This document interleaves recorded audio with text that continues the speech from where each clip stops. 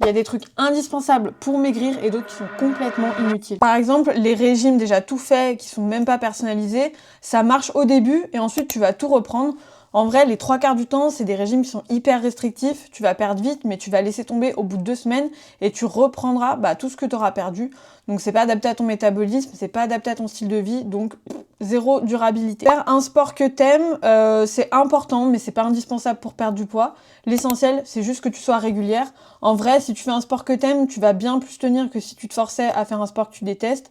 Donc en vrai, peu importe ce que tu fais, du moment que tu prends plaisir à en faire plusieurs fois par semaine, honnêtement, c'est déjà top. Ensuite, bien dormir. Quand tu dors mal, je pense que tu l'as vu, ça va dérégler tes hormones de la faim. Tu vas avoir plus faim, tu vas craquer plus vite et ton corps, lui, il va stocker davantage.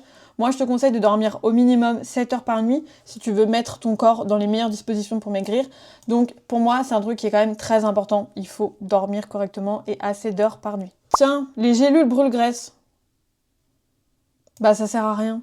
Ça t'aide pas à créer un déficit, ça va rien changer sur ton métabolisme. Et le pire, c'est que ça va te donner l'impression que tu auras fait quelque chose alors que tu perds juste ton temps, mais aussi de l'argent. Les gélules brûle-graisse et toutes ces conneries, ça sert à rien.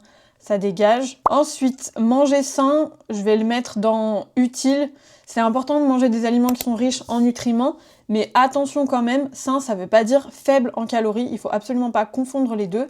Tu peux manger des trucs healthy toute la semaine et ne pas perdre un gramme si tu dépasses ton apport calorique. Ensuite, le déficit calorique, indispensable. Là, on arrive au point le plus important. Honnêtement, c'est vraiment la base. Si tu consommes plus de calories que ce que ton corps dépense, tu ne perdras pas de poids.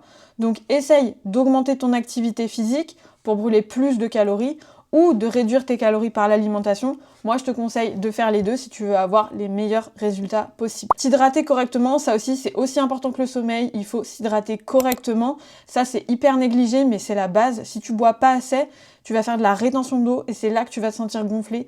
Donc, bois suffisamment et tu vas voir que déjà là, tu auras des changements visuellement. Et pour finir, dans indispensable, je mettrai aussi, mais ça c'est indiscutable, augmenter ton nombre de pas.